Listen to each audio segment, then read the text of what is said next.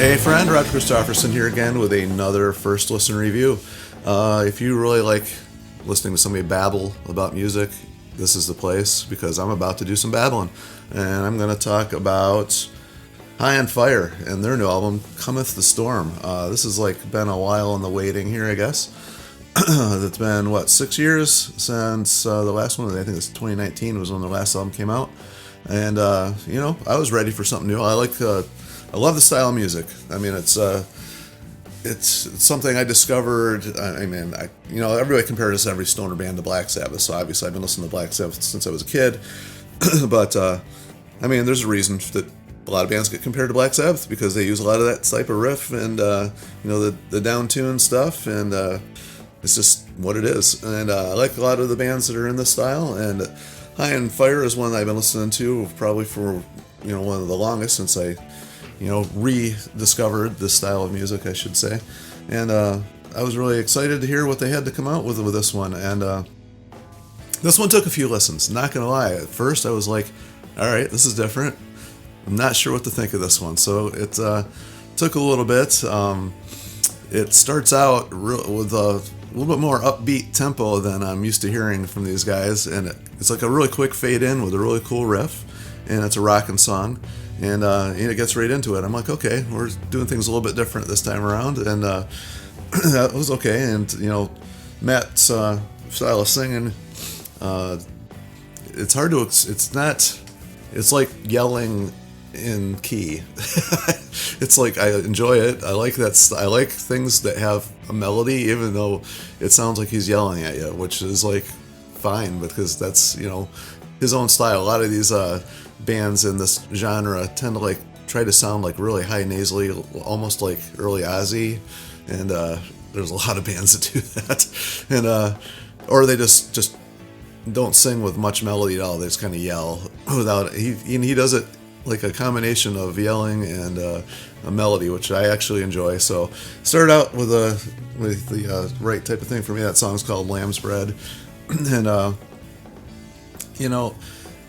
there's a little bit of weirdness going on in the beginning of that song. It's almost got a little progressive in the center there. The music kind of dropped out and they added some, I don't even know what was going on, almost something like a little Eastern type of stuff in the middle. It didn't last for very long, and then just kind of came back to and went into a little weird little thing at the end of the song. I was okay, that's a lot different than anything I've ever heard from these guys before, so that caught me a little off guard, not gonna lie. But and then throughout the album, I'm not going to go down song by song, so it would take me quite a while because it was a pretty long album. But different elements you've used in here. I guess there's some Turkish folk instrument he uses in there in the song, and I'm never going to say this right. Karen Lick Yol, which I'm sure is a butchering of whatever that really is pronounced as, but that was a little interesting thing going on there. One thing I did notice about this album, it's like a roller coaster ride as far as the tempos go. Usually, especially with this genre, it's like the bands tend to stick a little bit with a slower, more drudgy, really slow tempo sometimes, and these guys do not follow that rule at all, especially on this album. A lot of it's really either mid-tempo or actually fairly fast. And the only problem that I noticed with that is if you get, because with the production, it's if you get a little bit too busy and too much going on and too fast when you're in the really fuzzy low mid type frequencies, things get lost. You lose a little bit of any type of idea of what everybody's playing.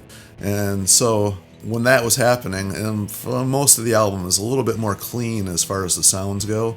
There's not that really warm, fuzzy tone throughout like a lot of the earlier albums had. It's more clean and clear in those, especially in those parts. And overall, it's got a little bit more of, especially on the drums. They do have a new drummer for this album too, by the way.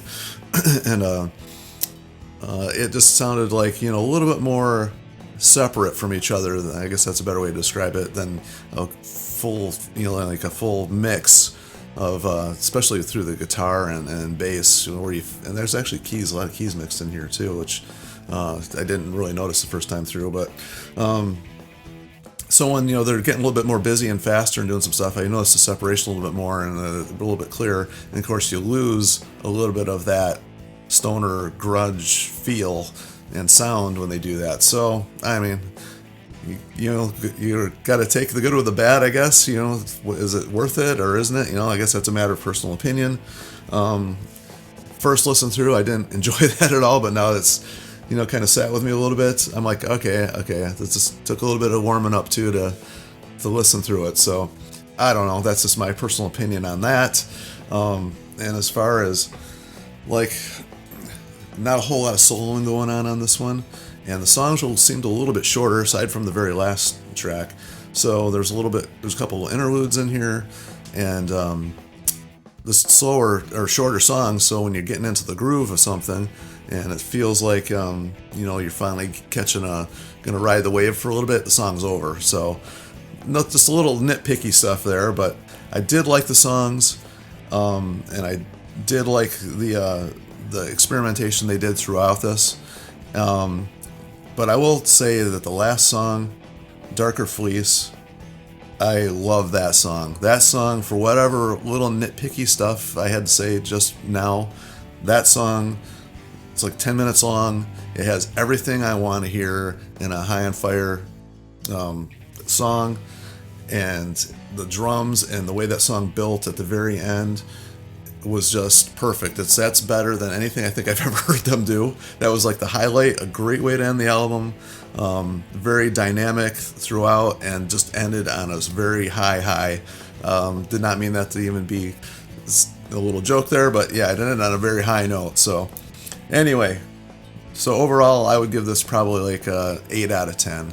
A few little things I still actually, after settling with it, just could have dealt without the little nitpicky stuff I brought out. But overall, I'm gonna say it's a good album. It's one that's gonna stay probably in my player for a little while, and we're gonna give this one even a few more listens. So anyway, feel free as always to share your thoughts and opinions on the band, and if you've heard the new album, what you think. And as always, like, share, and subscribe to keep this music alive, because this is the type of stuff I really like listening to, and so I really want to hear more. So anyway, until next time, we will see you.